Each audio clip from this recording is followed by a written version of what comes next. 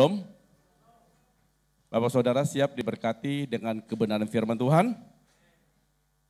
Ini ada awal tahun baru yang baik. Bapak Ibu Saudara tidak pergi ngelencer, tapi Bapak Ibu Saudara datang untuk mendengarkan firman Tuhan.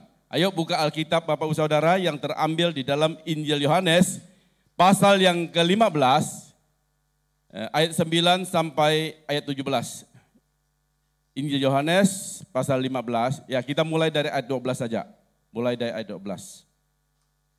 Judul perikopnya adalah perintah untuk saling mengasihi. Mulai dari ayat 12 ya. Perintah untuk saling mengasihi.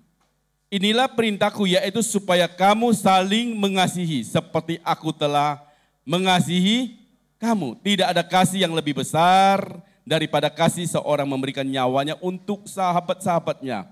Kamu adalah sahabatku jikalau kamu berbuat apa yang kuperintahkan kepadamu. Aku tidak menyebut kamu lagi hamba, sebab hamba tidak tahu apa yang diperbuat oleh tuannya, tetapi aku menyebut kamu sahabat, karena aku telah memberitahukan kepada kamu segala sesuatu yang telah kudengar dari Bapakku. Bukan kamu yang memilih aku, tetapi akulah yang memilih kamu, dan aku telah menetapkan kamu supaya kamu pergi dan menghasilkan buah, dan buahmu itu tetap, supaya apa yang kamu minta kepada Bapa dalam namaku diberikannya kepadamu. Inilah perintahku kepadamu, kasihilah seorang akan yang lain. Yang percaya firman Tuhan katakan amin.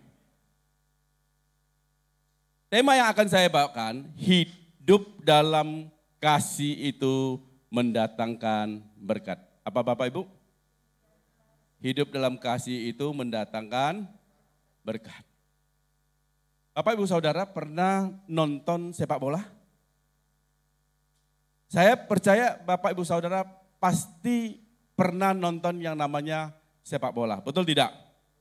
Baru-baru ini Piala AFF, finalnya ada nonton? Menang Indonesia? Dibantai sama Thailand ya. Banyak yang kecewa. 0-04 ya. 6-2. Misalnya dalam pertandingan sepak bola, ada salah satu pemain yang membuat kesalahan, membuat gol bunuh diri misalnya. Saya mau tanya Bapak Ibu Saudara, apakah pemain yang lain maki-maki temannya? Halo?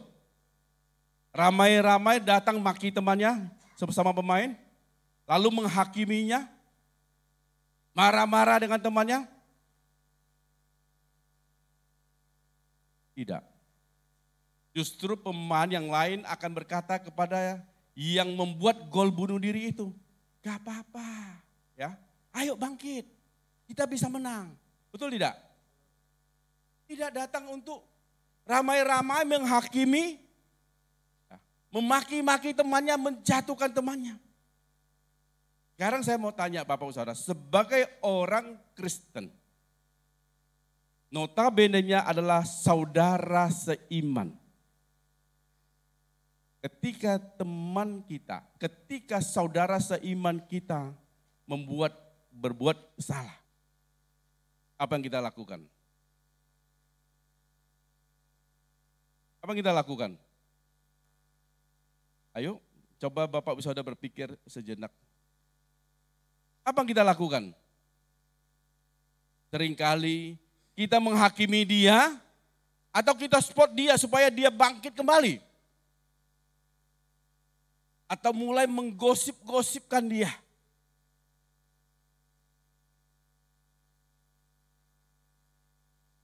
Justru kita sebagai orang yang percaya kepada Tuhan, seringkali kita seperti orang di luar sana yang tidak percaya kepada Tuhan. Ajaran Tuhan itu adalah ajaran yang penuh dengan kasih. Yang setuju dan saya katakan amin. Justru Tuhan datang ke dunia itu atas nama kasih, dia datang ke dunia ini. Tapi sebagai anak Tuhan, seringkali saudara seiman berbuat salah, berbuat dosa, berbuat sesuatu yang tidak baik.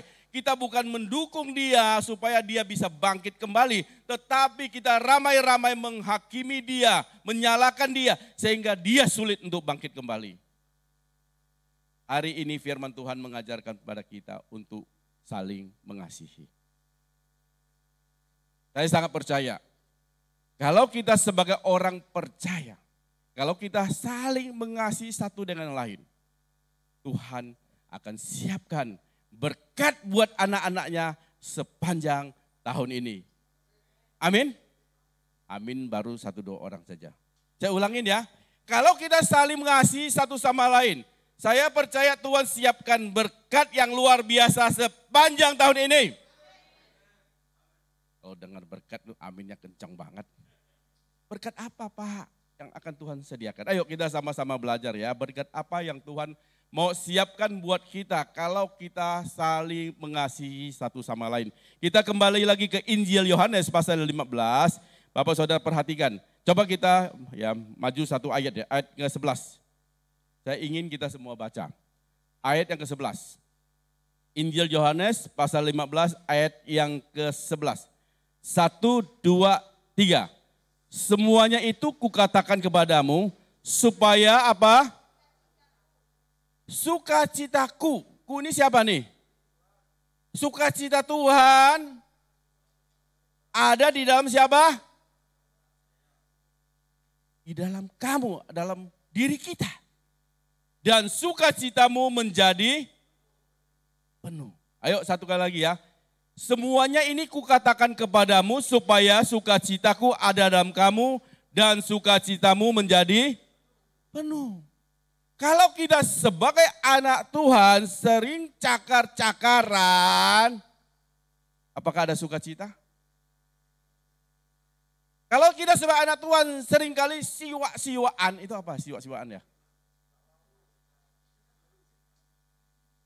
Ada sukacita? Kalau kita sebagai anak Tuhan saling benci satu sama lain, saya mau tanya Bapak Saudara, ada sukacita? Kalau sesama anak Tuhan seringkali kita merasani saudara-saudara seiman kita, apakah hidup kita ada sukacita? Tidak mungkin kita ada sukacita. Kapan kita bisa bersukacita? Kapan kita bisa bersukacita? Kalau kita saling mengasihi satu sama lain. Amin. Kalau kita bisa mengasihi satu sama lain, itulah sukacita. Amin. Orang tua yang paling berbahagia adalah melihat anak-anaknya saling mengasihi. Ada orang tua enggak yang pingin melihat anaknya, itu anak mantunya sama anaknya saling cakar-cakaran? Ribut terus, tukaran terus, berantem terus. Ada yang ingin seperti itu? Orang tua yang bijaksana, orang tua yang baik. Dia ingin lihat anaknya itu saling mengasihi satu sama lain. Maka dia akan bersuka cita. Saya sebagai hamba Tuhan akan bersuka cita kalau melihat jemaat Tuhan saling mengasihi satu dengan yang lain. Amin. Sukacita kita yang paling besar Bapak Saudaraku, bukan ketika kita menerima berkat. Ayo katakan kanan kiri saudara, sukacita yang paling besar itu bukan terima berkat loh, bukan terima materi loh. Kemarin dapat door prize siapa? Ada yang dapat door prize? Orang tahu? Sukacita enggak Pak? Ya, sukacita lah daripada enggak dapat. Betul tidak? Tapi sukacita yang paling besar bukan ketika kita terima berkat. Saya banyak melihat orang-orang yang punya materi yang banyak dan melimpah-limpah dalam kehidupannya. Seringkali hidupnya tidak punya sukacita. Banyak loh Bapak Saudaraku saya lihat dari mata kepala saya sendiri. Dalam rumah tangganya seringkali bertengkar. Kalau dia ke pabrik marah-marah karyawan emosian. Banyak yang seperti itu. Ke kantor geblak-blak meja, nggak ada sukacita. Harap nggak ada ya jemaat saya seperti ini. Di rumah melihat anak istri emosian, Padahal uangnya banyak, tapi hidupnya tidak ada sukacita. Sukacita yang paling besar Bapak Saudara adalah kita bisa berbagi kasih dengan sesama. Enggak ada yang setuju kelihatannya ya. Saya ulangi, sukacita kita yang paling besar ketika kita bisa berbagi dengan sesama. Amin. Setiap kali saya bersama istri ke pedalaman pelayanan Bapak Saudaraku. Kami tidak datang dengan tangan yang kosong, datang khotbah terus pulang Bapak Saudaraku. Kami selalu bawa sesuatu, ya. Kadang bawa tas sekolah, kadang bawa sepatu, bawa pakaian Bapak Ibu Saudaraku. Pernah nggak kita berpikir di sana? Mereka sekolah, tasnya compang-camping, sepatunya bolong, pakaiannya nggak karu-karuan. Mereka harus menempuh perjalanan yang jauh pergi sekolah jalan kaki. Mereka tidak bisa seperti kita Bapak Saudaraku. Ketika kita bisa berbagi kasih dengan mereka. Kita bisa berbagi kebahagiaan dengan mereka. Terkadang air mata kita menetes Bapak Saudaraku. Kita bukan sedih. Ketika melihat mereka bersuka cita Bapak Saudaraku, kita juga bersuka cita. Amin. Amin Bapak Ibu. Ini sukacita yang tidak bisa dinilai dengan materi Bapak Saudaraku. Kalau melihat saudara-saudara seiman kita juga bersuka cita. Kita jangan lagi cakar-cakaran dalam gereja Bapak Saudaraku. Itu tidak mencerminkan kasih Tuhan. Jangan lagi kita ribut terus dalam rumah tangga. Itu tidak mencerminkan kasih Tuhan sebagai orang percaya. Jangan lagi ngerasani teman-teman kita. Kalau ada teman-teman kita membuat sesuatu kesalahan, ayo dukung dia supaya bangkit. Boleh tetap hidup di dalam kebenaran. Amin. Yang pertama, kalau kita saling mengasihi, kita akan terima sukacita yang besar dari Tuhan. Amin. Yang kedua, berkat apa yang akan kita terima kalau kita saling mengasihi. Kita kembali lagi ke Injil Yohanes pasal yang ke-15 ayat 14 dan 15. Saya akan baca ya Bapak Saudara dengarkan baik-baik. Injil Yohanes pasal ke-15 ayat 14 dan 15. Kamu adalah sahabatku. Ini siapa yang ngomong ini? Tuhan ngomong kepada jemaatnya. Kamu adalah sahabatku. Jikalau kamu berbuat apa yang kuperintah kepadamu. Berbuat apa maksudnya? Maksudnya kita ini harus saling mengasihi satu dengan yang lain. Tadi judul perikopnya apa? Saling mengasihi. Perintah supaya kita saling mengasihi. Tuhan katakan kamu adalah sahabatku kalau kamu berbuat apa yang kuperintahkan kepadamu. Perintah apa? Supaya jemaat Tuhan itu saling mengasihi satu dengan yang lain. Amin. Firman Tuhan katakan di surat Roma, kasihmu itu jangan pura-pura. Ya. Shalom. Shalom Pak, apa kabar? Anaknya cantik sekali, mungil cantik. Tapi di belakang, wah anak siapa tuh ingusan. Ada yang begitu enggak? Enggak ada, enggak ketahuan maksudnya. Seringkali seperti itu. Itu enggak cerminkan orang yang punya kasih. Tuhan katakan kamu adalah sahabatku jikalau kamu berbuat apa yang kuperintah kepadamu. Yaitu saling mengasihi. Aku tidak menyebut kamu hamba lagi sebab hamba tidak tahu apa yang diperbuat oleh tuannya. Tetapi aku menyebut kamu sahabat. Karena aku memberitahukan kepadamu segala sesuatu yang kudengar dari Bapakku. Kalau kita bicara sahabat Bapak Saudara, itu adalah berbicara tentang kedekatan satu dengan yang lain. Katakan berbicara tentang kedekatan satu dengan lain. Dalam hal ini kita berbicara tentang kedekatan kita bersama Tuhan. Amin. Bapak Ibu Saudara punya sahabat.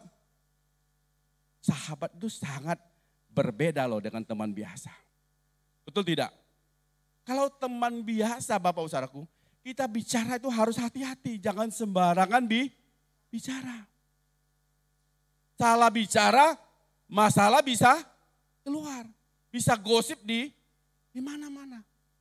Tapi kalau dengan sahabat Bapak Ibu Saudaraku, kita bisa mencurahkan semua isi hati kita, kita bisa cerita A sampai Z kepada sahabat kita. Betul tidak? Betul tidak? Saya punya sahabat Bapak Saudaraku, punya.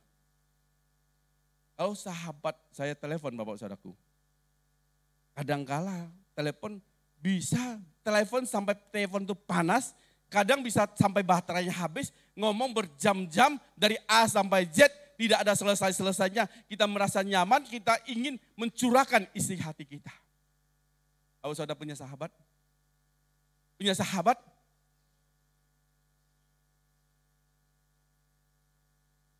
Kalau sahabat kita itu Tuhan. Tuhan juga ingin curahkan isi hatinya kepadamu. Kalau sahabatmu Tuhan, saya percaya ada sesuatu yang baik, yang ranun, yang manis Tuhan sediakan buat Bapak Ibu Saudara. Saya kurang percaya Bapak Ibu Saudara. Kapan Tuhan menyebut kita sahabat? Ketika Bapak Ibu Saudara saling mengasihi satu sama lain.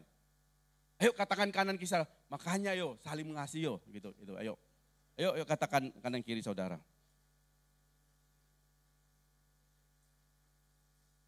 Supaya apa? Supaya kita peka mendengarkan suara Tuhan. Amin. Kalau kita dekat dengan Tuhan, saya percaya segala sesuatu yang baik Tuhan sediakan buat kita. Hanya orang yang dekat dengan Tuhan bisa mengasihi sesamanya. Bagaimana caranya kita dekat dengan Tuhan? Bapak Ibu Saudara, kalau setiap hari tidak bangun persekutuan dengan Tuhan, jangan harap Bapak Ibu Saudara bisa dekat dengan Tuhan. Saya selalu katakan Tuhan adalah satu pribadi Bapak Ibu Saudaraku. Ya. Tuhan tidak ciptakan kita juga, Tuhan juga ciptakan kita sebagai pribadi. Tuhan juga pribadi. Ketika pribadi itu Bapak Ibu Saudara, kita bangun kedekatan dengan pribadi itu dia Tuhan merasa nyaman untuk bercakap-cakap dengan kita. Amin. Tadi pagi yang berdoa, ada yang berdoa? Laporan atau doa? Doa itu bukan ajang kita minta sesuatu dengan Tuhan loh Bapak Saudaraku. Kita berdoa itu berbicara tentang kita persekutuan kita yang erat dengan Tuhan. Amin. Karena firman Tuhan di dalam 1 Korintus 15 ayat 58 katakan, persekutuan dengan Tuhan, jeripaya kita itu tidak pernah sia-sia. Bapak Saudara percaya? Ayo Bapak Saudaraku, jangan meninggalkan persekutuan kita dengan Tuhan. Orang yang saling mengasihi, dia pasti lebih peka mendengarkan suara Tuhan. Amin Bapak Ibu. Yang ketiga, berkat apa yang akan kita terima kalau kita saling mengasihi. Kita kembali ke Injil Yohanes pasal yang ke-15 ya, ayat 16. Saya akan bacakan ya, Bapak Saudara perhatikan. Injil Yohanes pasal 15 ayat 16 ya, berkata demikian. Saya minta LCD tolong tayangkan. Injil Yohanes pasal yang ke-15 ayat 16. Bisa bantu saya tayangkan LCD? Injil Yohanes pasal 15 ayat 16 berkata demikian. Bukan kamu yang memilih aku, tetapi akulah yang memilih kamu. Kapan Tuhan memilih kita? Halo? Kapan Tuhan memilih kita? Kalau Daud berkata, Tuhan itu memilih kita sejak kita dalam kandungan. Tadi dalam konteks ini, Bapak Saudaraku, ada ketika Bapak Ibu Saudara melakukan perintah Tuhan saling mengasihi satu sama lain. Berarti Bapak Ibu Saudara masuk bilangan orang yang dipilih Tuhan. Setuju dan saya katakan amin.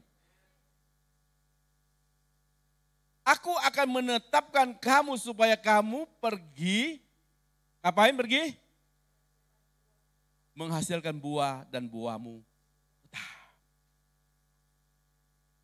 Perhatikan baik-baik Bapak Saudara. Kamu akan pergi dan menghasilkan buah. Artinya apa Bapak Saudaraku? Kalau kita mengasihi satu dengan yang lain ya, hidup kita itu menjadi manfaat untuk orang lain. Ayo katakan menjadi manfaat untuk orang lain. Bagaimana mungkin Bapak Saudara jadi manfaat untuk orang lain? Sama teman sendiri aja seringkali ngerasain. Ya.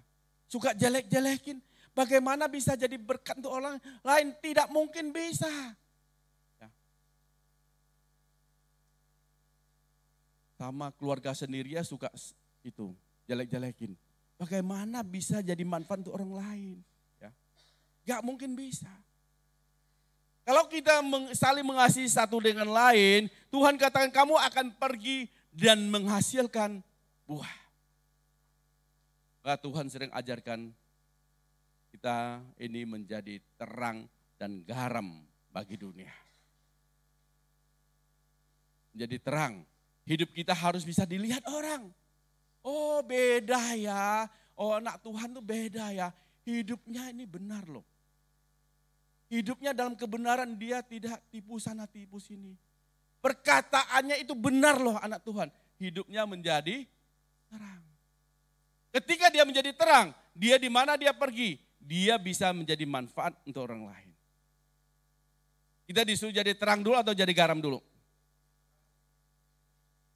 Gak mungkin kita bisa jadi garam, memberi pengaruh kepada orang lain kalau hidup kita tidak dalam terang. Terang dan gelap itu tidak mungkin satu. Ketika kita hidup dalam kebenaran, hidup dalam terang, orang bisa melihat hidup kita, maka kita bisa pergi dan menjadi berkat untuk orang lain. Amin. Kita lanjut. Supaya apa yang kamu minta kepada Bapa dalam namaku, diberikannya juga kepada kamu. Kok bisa Pak? Saya nggak ada uang Pak. Mana mungkin saya jadi berkat Pak. Saya nggak pandai Pak, saya nggak ada hikmat Pak. Mana mungkin saya jadi berkat Pak. Lihat baca baik-baik. Supaya kamu pergi menghasilkan buah dan buahmu tetap. Supaya kamu minta kepada Bapa dalam namaku diberikan juga kepada, diberikannya kepada kamu. Seringkali kita berdoa, tapi sepertinya Tuhan ini kok tidak jawab ya doa saya. Tuhan saya sudah berdoa, saya sudah cungkir balik, saya sudah berdoa. Lutut saya sudah capek berdoa. Tapi kenapa ya Tuhan tidak jawab doa saya? Ayo cek hidup Bapak Ibu Saudara. Saling mengasihi tidak? Ayo coba kita cek. Kalau Bapak Ibu Saudara belum bisa mengasihi satu sama lain, gak usahlah bilang penginjilan kemana-mana, gak usah Bapak Saudaraku. Jadi batu sandungan iya. Gak usah bicara pelayanan yang jauh-jauh lah Bapak Saudara. Kalau tidak bisa mengasihi saudaramu di dalam satu gereja, jangan bicara jauh-jauh penginjilan sampai ke Ethiopia. Gak perlu Bapak Saudaraku. Tapi ketika engkau bisa mengasihi satu sama lain, mulai dari mana? Dari keluarga. Seorang suami harus wajib mengasihi istrinya. Seorang istri wajib mengasihi suaminya. Orang tua wajib mengasihi anak-anaknya. Menantu dengar, wajib mengasihi mertuanya. Halo menantu. Gak ngerasain itu mertua. Hati-hati loh Bapak Saudaraku. Jangan harap doamu bisa dijawab oleh Tuhan. Gak mungkin. Ayo cek hidup kita. Apakah kita hidup dalam kasih? Kalau kita belum hidup dalam kasih Bapak Saudaraku, jangan bicara jauh-jauh lah Bapak Saudaraku. Ini esensi kekristenan yang benar. Makanya visi gereja kita adalah kembali kepada gereja mula-mula yang penuh kasih dan kuasa. Gak mungkin gereja punya kuasa, punya power. Kalau gereja tidak diisi dan orang-orang yang mengasihi satu dengan lain. Tidak mungkin bisa Bapak Saudaraku. Kalau seorang hamba Tuhan tidak mengasihi jemaatnya Bapak Saudaraku. Bagaimana gereja itu bisa bertumbuh dengan sehat. Karena dasar pengajaran Tuhan adalah kasih. Bukan yang lain-lain dulu. Mazmur 133. Ayo kita baca ya, kita ayat terakhir. Mazmur 133 katakan demikian. Mazmur 133. Alangkah baiknya dan indahnya apabila saudara-saudara diam bersama dengan apa? Dengan apa? Rukun. Ketika kita hidup rukun, apa yang terjadi? Seperti minyak yang baik di atas kepala, meleleh kemana? Janggut. Janggutnya siapa? Ini berbicara berkat itu dari atas ya, dari Tuhan turun kepada imam. Itu Harun itu berbicara tentang imam, ya pemimpin. Ke jubah lehernya seperti apa? Embun gunung Hermon turun ke atas gunung Sion. Sebab kesanalah Tuhan ngapain? Halo? Memerintahkan berkat. Ayo katakan Tuhan memerintahkan berkat kalau kita rukun. Ayo katakan kanan kiri saudara, Tuhan perintahkan berkat lah kalau kita rukun. Oh hidup rukun? Kalau kita hidup rukun, saya percaya Tuhan akan menggerakkan berkat Tuhan turun atas hidup kita. Amin. Saya tidak perunjang firman Tuhan, kira firman Tuhan yang singkat ini bersungguh menjadi berkat buat Bapak Saudara. Saya undang pemain musik WL boleh bantu saya.